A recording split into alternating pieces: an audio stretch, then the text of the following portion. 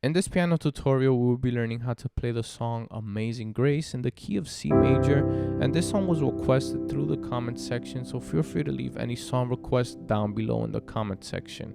Now, I'll be sharing my approach to the song, which is slightly reharmonized, but the point of this lesson is that you're able to take these concepts and apply them to other songs as well. That way we can expand our musical vocabulary, okay? Now, before getting started, let's recap the original chords of this song. We start off on the one chord, Amazing Grace, how sweet. We go to the 4 chord, the sound, back to the 1, that saved. 6 chord, 2 chord, then a 5 chord, back to the 1, 4 chord, back to the 1, was blind, 2 chord, 5 chord, and then 1 chord, okay? Now, these are the basic, quote-unquote, basic chords to this song. But let's get started on my approach to the song, which, as you're going to notice, I try to focus on the voicings in a way that they basically follow the melody of the song. That way, whenever we're playing any type of chord, even if it's outside of the scale, as you will notice, you can still recognize the melody of the song, okay? So we will start in this fashion. We start off in C major add 2. The left hand is playing C major add 2 and the right hand is playing the melody. And I'm doing this small embellishment from B flat to B to C. And then I play the melody of the song that goes like this. But I'm going to add chords to these melody notes, okay? So I play C major 6, D diminished 7, then C major 6 again, and then I play a C9 chord, right? But I'm omitting this 1 chord. That's why the program recognizes it as a B flat, but I'm playing a C9, okay? So, Amazing Grace, how sweet. Now the next chord is an F major 9, right? But we can include a passing chord right before this F major. And a very common one that I like to use is this one.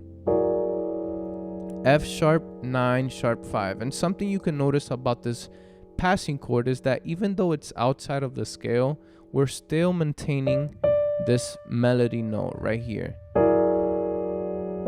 That's why it still tends to mesh well, sorry. So we use this F sharp 9 sharp 5 chord as a passing chord to land on this F major 9 chord. Then we go to the 2, the sound, right? Again, still maintaining the melody, the sound. Now the next chord is an A minor chord, but let's use a passing chord again. And this is the passing chord that I'm using, and the way that I'm thinking about this chord right here is I'm thinking about an E major in my left hand, but I'm omitting the E, or if we want, we can call it an E7 chord, right? But I'm omitting the D and the E, okay? And my right hand is simply playing a G major. So, that saved. So we use that as a passing chord to go to the 6. That saved a wretch.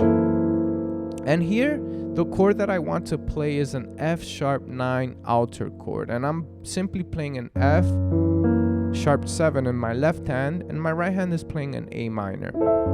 And you can notice how it's very similar to the original chord, right? The original chord that we play is either a F sharp half diminished or a D9, which has very similar notes, right? Like that save a wretch like me. So all I did was simply add some extra notes to this chord. I added the E and the B flat just to give it that different type of sound, right? So that saved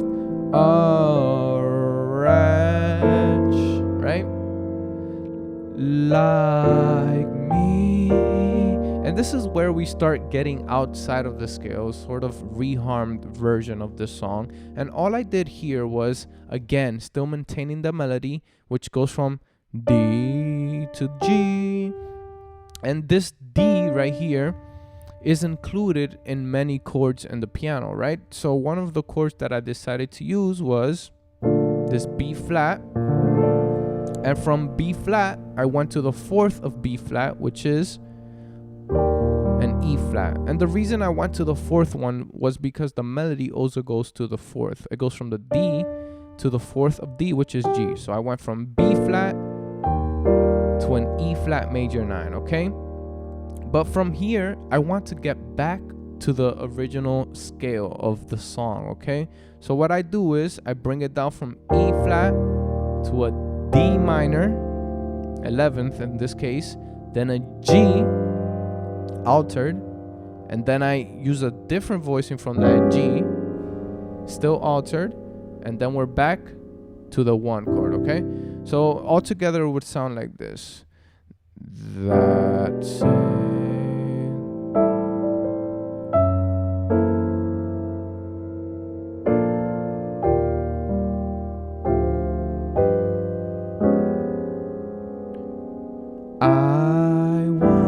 And we get to that 1 chord, okay? We're playing a C major 9, 13. I once was lost. And in here, I'm going to substitute the C7 for an F sharp 9, sharp 11, right? Usually, we go, I once was lost to a C7. But what I'm thinking about is the tritone of C, which is F sharp. And usually when we have dominant chords, we can substitute them for the dominant chord of the tritone of that chord, right? So the dominant chord of C, which is F sharp, and I just simply voice it as a F sharp 9, sharp 11, right? Which includes the dominant note as well. So I once was lost, but now we go to the 4 chord, then the 2, found back to the 1, and then here I want to include a set of passing notes and chords, which sounds like this. And that's a very common movement in gospel and jazz, where we basically go from the E to an A minor, right? Which is basically a passing chord from E major or E7 to an A minor, which is basically what we want to do, but using this movement. And all I did was I start from E, and the left hand is going to go, right? E, E flat, D, C, B, A, and the right hand is going to go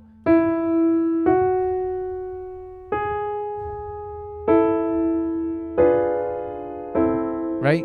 E, F sharp, A flat, then E and A, then this D diminished chord, and then A minor, right?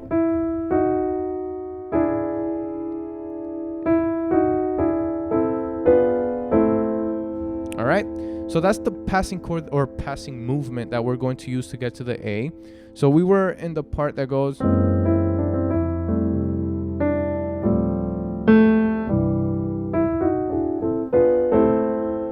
that's the part that goes,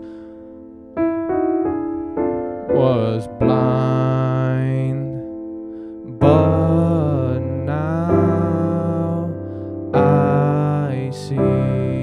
And all I did here was use that passing chord to get to the A, and simply went down to that F sharp half diminished. And from here we can either go to the 5